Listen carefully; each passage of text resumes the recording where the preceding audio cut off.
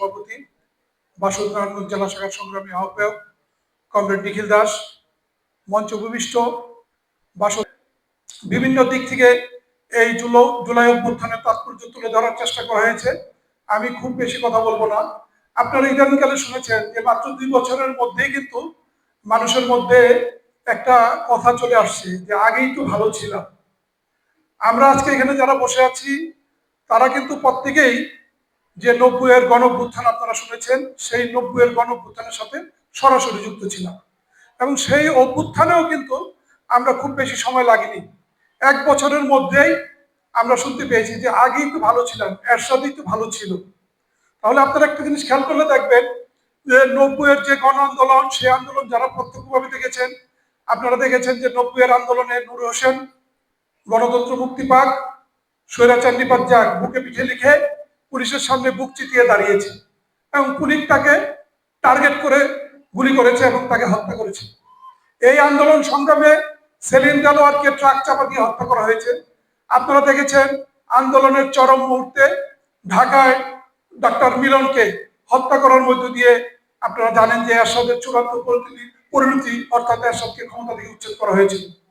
আজকে এখন যে অবস্থা আমরা এখানে এসে পড়েছি, আপনারা খেয়াল করে দেখবেন যে স্বৈরাচারী বলি, ফ্যাসিস্ট বলি, শেখ হাসিনার আমলে যা যা আমরা দেখছিলাম তার অল্প অল্প আমরা কিন্তু আভাস এখন আবার দেখতে পাচ্ছি, যার ফলে মানুষের মধ্যে একটা বিভ্রান্তি তৈরি হয়ে গেছে।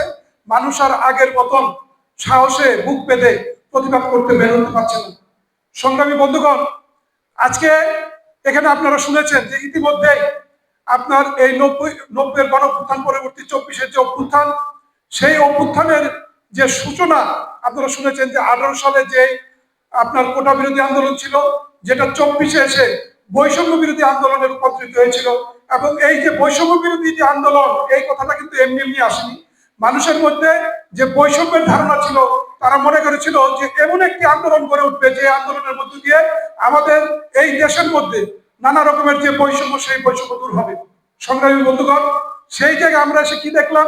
আপনারা জানেন যে এই বৈষম্য বিরোধী আন্দোলনে যারা নেতৃত্ব দিয়েছিল এবং যাদের এই আন্দোলনের ধারাবাহিকতায় অন্তর্বর্তী সরকার গঠিত হয়েছিল ইউনূসের নেতৃত্বে, সেই সরকারের আমলে কিন্তু তারা প্রথম দিকে যে কথাবার্তা শুরু করলো, পরবর্তী কথায় কিন্তু সেখানে তারা থাকলো না।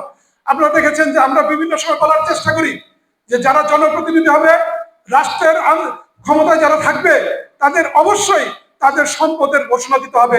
আপনারা দেখেছেন অন্তর্বর্তী সরকারের আমলে একটা কথা পরিষ্কার ছিল যে যারা অন্তর্বর্তী সরকারের সদস্য হবেন তাদের সম্পদের বিবরণ দিতে হবে।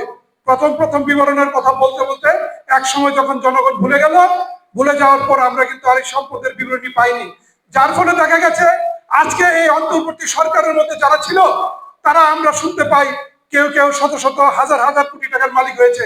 তার আভাস আমরা কোথায় পাই? আপনারা দেখেছেন যে আমাদের দেশের যে টাকা, এই টাকার একটা বিরাট অংশ পাচার হয়ে সুইস ব্যাংকে জমা থাকে। আপনার 2024 সালে সুইস ব্যাংকে যে টাকা ছিল, সেই সময় নাহলে আমরা বুঝলাম যে ফ্যাসিস্ট হাসিনার দোসররা সুইস ব্যাংকে তারা টাকা পাচার করেছে। কিন্তু 25 সালে যখন সুইস ব্যাংকের রিপোর্ট আমরা দেখলাম, সেই রিপোর্টে দেখা গেছে 2024 সালের তুলনায় প্রায় 41% টাকা বেশি জমা হয়েছে। তার মানে এই অন্তর্বর্তী সরকারের 2 বছরে যে লুটপাট হয়েছে, সেই লুটপাটের টাকা কিন্তু এই সুইস ব্যাংকে জমা করেছে। সংগ্রামী বন্ধুগণ, আজকে এই যে বৈষম্য, এই বৈষম্যের উৎপত্তি কিন্তু এখান থেকে তৈরি হয়েছে। আরেকটি কথা আমি বলতে চাই, এখানে আপনারা ইতিমধ্যে শুনেছেন যে ইউনূস ক্ষমতা থেকে যাওয়ার আগে মাত্র 3 দিন আগে একটি চুক্তি করেছিল আমেরিকার সাথে। এই চুক্তিতে অনেক কথা আছে, যেই কথা বললে শেষ হবে না। এখন আমি আপনাকে সাধারণভাবে আজকে এখানে যারা উপস্থিত আছেন তাদের বোঝার জন্য বলছি যে এই চুক্তিতে কতগুলি বিষয় আছে, যেই বিষয়গুলি হয়তো অল্প কিছুদিনের মধ্যেই আপনাদের মধ্যে এফেক্ট করবে।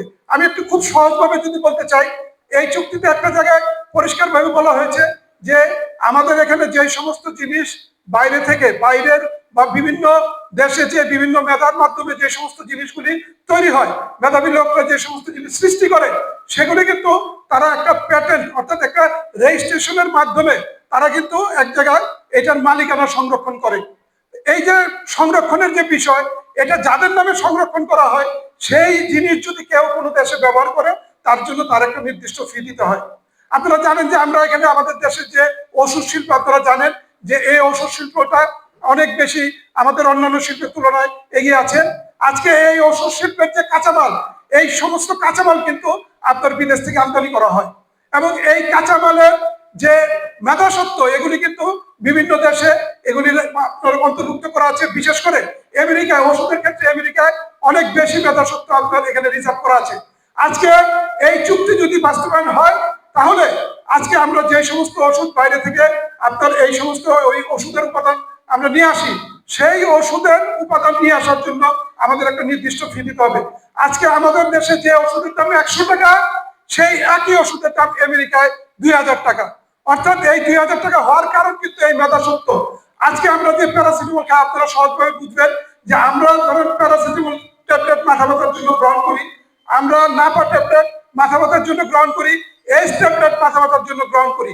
এই যে বিভিন্ন নামে আমরা যে ওষুধগুলি গ্রহণ করি, এর মূল উপাদান কিন্তু প্যারাসিটামল। তাহলে এই প্যারাসিটামল আজকে যদি রেজিস্টার্ড করা থাকে কোনো দেশে, আমি যদি আগামী দিনে এই প্যারাসিটামলের এই উপাদান আনতে যাই, তাহলে ওই দেশে আমাকে নির্দিষ্ট পরিমাণ ফি দিতে হবে। তাহলে আমাদের দেশে একটা প্যারাসিটামল ট্যাবলেটের দামও কিন্তু এই চুক্তির কারণে, আমি প্যারাসিটামলটা উদাহরণের জন্য বললাম, এরকম অনেক ওষুধ আছে এই চুক্তির কারণে তার দাম 100 গুণ বৃদ্ধি পেতে পারে। তাহলে সেদিন আমাদের দেশের যে সাধারণ মানুষ, আজকে যেখানে আমাদের সাধারণ মানুষরা সাধারণভাবে ওষুধ কিনে খেতে পারে না, কালকে যদি এই ওষুধের দাম 100 গুণ বেড়ে যায়, তার পক্ষে কিন্তু আর ওষুধ কিনা সম্ভব হবে না। এইভাবে বিভিন্ন ক্ষেত্রে, আমি একটি ছোট্ট উদাহরণ দিলাম, এইভাবে বিভিন্ন ক্ষেত্রে জিনিসপত্রের দাম অটোমেটিক বেড়ে যাবে। আজকে কৃষি শিল্প, এখানে আমাদের যে কৃষি শিল্প গড়ে উঠেছে, এই কৃষি শিল্প কিন্তু ধ্বংসের দোরগোড়ায় চলে যাবে। কারণ এই চুক্তিতে বিদেশ থেকে, অর্থাৎ আমেরিকার কাছ থেকে, আমেরিকার নির্দিষ্ট মূল্যে আপনার এখানে এই সমস্ত কৃষি পণ্য আমদানি করতে হবে। এই কৃষি পণ্য যদি আমরা আমদানি করি, তারা হয়তো প্রথম দিকে বাণিজ্যিক সুবিধার জন্য যেই দামে এখানে সাপ্লাই দিবে, আমাদের দেশে যে সমস্ত পোল্ট্রি ফার্মগুলি গড়ে উঠেছে ছোট ছোট ক্ষুদ্র আকারে, সেই পোল্ট্রি ফার্মগুলি এই আমেরিকার বড় বড় মালিকদের সাথে প্রতিযোগিতা টিকতে না করে এই পোল্ট্রি ফার্মগুলি বন্ধ হয়ে যাবে। এইভাবে নানান ক্ষেত্রে আমাদের দেশকে একটা ভিক্ষুকের দেশে রূপান্তরিত করার জন্য এই চক্রান্ত করা হয়েছে। আমরা মনে করি আজকে যেই অবস্থা আমাদের দাঁড়িয়েছে, আমরা যারা সাধারণ মানুষ, তাদের বুঝতে হবে যে এইভাবে আমাদের চোখের সামনে যারা রাষ্ট্র ক্ষমতা আছে, অতীতেও যারা ছিল, তারা আসলে নানান ধরনের রঙের কথা বলে আমাদেরকে ভুলিয়ে রাখে, এবং এই ভুলে থাকার কারণে আমরা কিন্তু শেষ পর্যন্ত আমরা দিনকে দিন আমাদের অবস্থা খারাপ থেকে খারাপ হচ্ছে। আমি সর্বশেষ যে কথা বলতে চাই, একটা ছোট্ট উদাহরণ দিলে বুঝবেন। আজকে আমাদের এখানে লক্ষ্মীনারায়ণ কটন মিলের সংগ্রামী যেই শ্রমিক যারা আন্দোলন করছে আজকে প্রায় 18-19 বছর যাবত, তাদের যে লক্ষ্মীনারায়ণ কটন মিল, এই কটন মিল 17 থেকে 18 একর জায়গার মধ্যে প্রতিষ্ঠিত।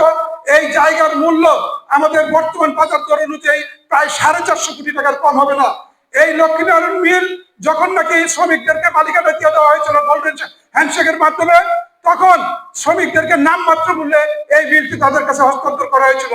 ওই সময় খুব সম্ভবত 450 শ্রমিকদের মধ্যে শেয়ারহোল্ডার হিসেবে এই মিলটি দিয়ে দেওয়া হয়েছিল, এবং সেই মিলের যে আপনার মেমোরান্ডাম অফ আর্টিকেল ছিল, সেখানে পরিষ্কার উল্লেখ ছিল যে কোনো শেয়ার হোল্ডার তার মিলের শেয়ার বাইরের কারো কাছে বিক্রি করতে পারবে না। সে যদি শেয়ার বিক্রি করে, তাহলে ওই অন্যান্য যারা শেয়ার হোল্ডার আছে তাদের কাছে বিক্রি করতে পারবে, এবং 10টির বেশি শেয়ার বিক্রি করতে পারবে না। সংগ্রামী বন্ধুগণ, এই শেয়ার হোল্ডাররা আন্দোলন শুরু করেছিল স্বৈরাচারী ফ্যাসিস্ট শেখ হাসিনার সময়।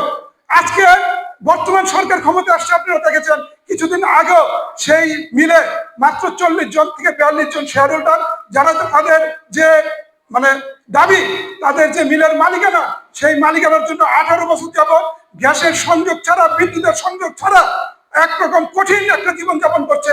তাদের উপর রাতে অন্ধকারে অতর্কিত হামলা করে, এবং সেখানে প্রায় 3-4 জনকে নির্মমভাবে প্রহার করে, এবং এর মধ্যে একজন উপস্থিত আছে যাকে এমন ভাবে প্রহার করা হয়েছে তার মাথা প্রায় 15-16টি সিঁড়ি দিয়ে হয়েছে। সংগ্রামী বন্ধুগণ, তাহলে সরকার পরিবর্তন হয়েছে, কিন্তু আজকে এই যে যারা বিভিন্ন মালিকানার মাধ্যমে বিভিন্ন ভাবে মানুষকে শোষণ করছে, তাদের সেই শোষণের কিন্তু পরিবর্তন হয়নি।